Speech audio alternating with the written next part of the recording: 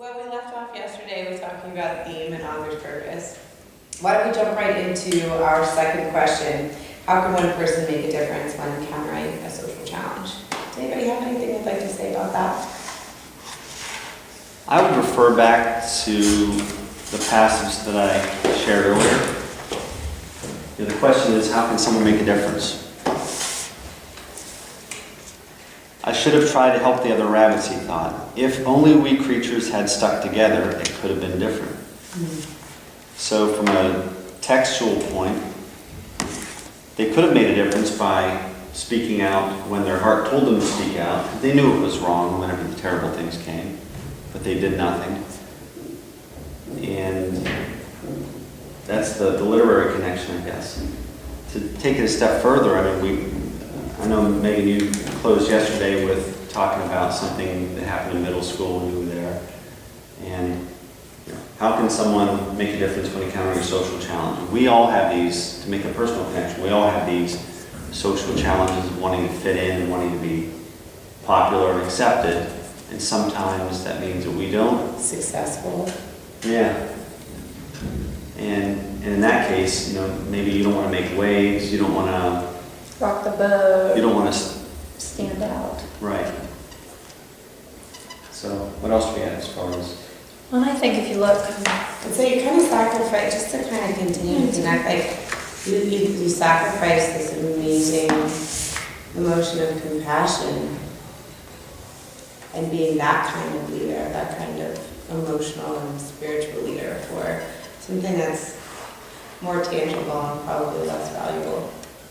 well, I think even to a degree, sometimes when we look at this, like the idea of one person making a difference, sometimes we're in that position where maybe we don't always make the right decision the first time, but like the last page of the book, sadly, little rabbit left the clearing. He'd go tell other forest creatures about the terrible things. He hopes someone would listen. So sometimes we don't always make the best decision like the first time that opportunity arises, but I think a big part of it is sometimes making the difference is about, well, what do we do the next time we're in that position? Mm-hmm. The next time an opportunity arises where we can make a difference, do we continue to do what we've always done, or do we actually step up, accept the responsibility, and try to do something different to make a difference? We talk about that. I like that With, too. we talk about that with the kids with bullying, about how many of them sit back and watch. It happened once. Well, when you see that victim, it occurring again, what do you do the second time? What do you do the third time? If you continue to sit back and not do anything, you're not making a difference. But it might be that one time where you stand up and you say something, you shift the balance of power. That one time could make all the difference. It could make a total change for that victim. Beautiful.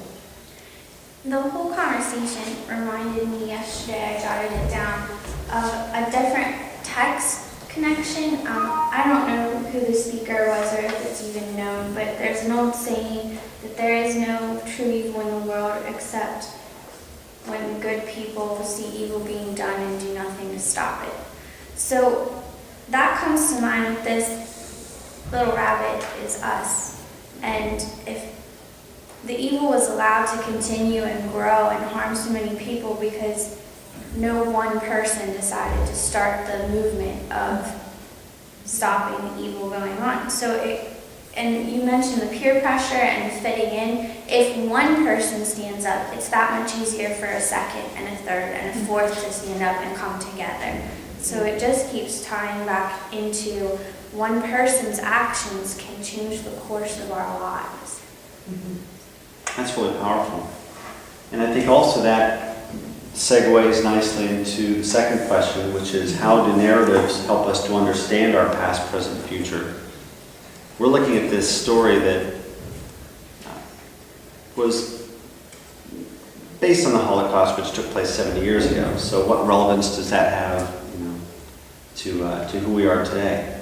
The things that happened in our past, the things that happened when you were in middle school, for example, they teach us, they shape what we believe, and our beliefs are what drive our actions. So, the things that shape us define who we are, which will determine where we're going in our future encounters. So that's on a single person level, that's one way that we can answer that question. Mm-hmm. Well, I don't know if it's Mr. Richler who has this line about, history. If we don't learn from history, we're doomed to repeat it. Yeah. And we always talk about the idea that we learn history. If you look at the literature that's written in a time period, you learn a lot about the culture, the morals, the values of the society that existed at the time. More than you could in the textbook. Yeah, more in a textbook. I mean, we talk about, when you look at Shakespeare, that really tells you what was happening in England at that time. When you look at, literature that came out of World War II and the Holocaust, that probably gives a better view in what life was really like. And you can't re-experience that. I mean, it's not like we can go back in a time machine and know really what it was like. So using the literature, that really helps us to understand, and ultimately that's what we need to learn from. You can't go back and relive it, but you can learn from it through reading the narratives of people who experienced it, or something like an allegory that brings it down to, a level that's easier to understand. I've always said history and English go hand in hand. You can learn a lot about history by looking at the literature from the time. Well, I think, historically speaking, who is it that documents history? It's not the bankers or the people making a ton of money or even the politicians. It's your artists, it's your musicians, and it's your writers. Who catch the undercurrent Who, as well. Yeah, They're very much connected. unfortunately, to get what's paid happening. nothing. Yes. It's not a Here, here. profitable, I want to be an artist. Your parents are like, oh, gee. It's going to live on my couch forever. But if you think about it, that's what artists do. They're the ones who take the time to sit back and document. And that's what writers do. And that's why when we look at a story like this, this is somebody who took some time to think about, E. Bunting took some time to think about this issue when other people might have been busy Doing their in the here and now doing the real jobs. Right. I have two connections actually. We're reading, a group of teachers reading Proust and the Squid.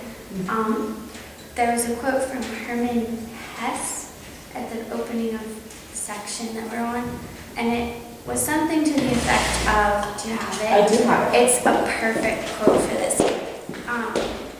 It's all about how words create our humanity. Without words, there is no record of humanity. Without words, without books, without... Among the many worlds which man did not receive as a gift of nature, but which he created with his own spirit, the world of books is the greatest. Every child, scrawling his first letters on his slate and attempting to read for the first time, in so doing, enters an artificial and most complicated world. To know the laws and rules of this world completely and to practice them perfectly, no single human life is long enough. Without words, without writing, and without books, there would be no history. There would be no concept of humanity. Reminds me of an article written by Walter Fisher, and it's called Narration as a Paradigm of Human Communication. And there's this small little metaphor, and I think I've read it to you before, and we've used it in class as this metaphor about walking into a parlor. Imagine yourself walking into a parlor, and all you hear are the echoes of the voices and the stories of those past. Okay, so you're walking into this parlor. And for a while, you just need to sit and listen and catch what he calls the tenor of the argument. And then you pick up your oar and you start to row and you join in these voices and maintain the conversation that happened long before you even existed. And that will continue long after we're gone. I believe that is the power of narrative. The power of narrative is to continue our story, however it may change, whatever it may become, and hopefully how not only our narratives, but our lives and hearts evolve to better understand human compassion, the longing for connection. Sure. We have a responsibility to be caretakers of history and to pass along to future generations. The lessons that we learned from our past and that we apply today, we have to take into the future. You know, I have to teach those things to my daughter.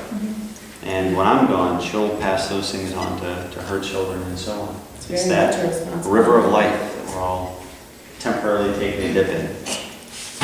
I feel like I Yeah, that's have something that can connect a lot of what we were just doing. Dion, you said how it's not like we can get in a time machine and go back and live other people's lives. I think narratives really tie into helping us understand the world, the past, current, and future worlds, by giving us a window in, by exposing us to worlds we can't experience firsthand, by letting us, in a way, through words, live some other life. And we can take from that lessons for how to conduct ourselves and for what to pass on to our kids.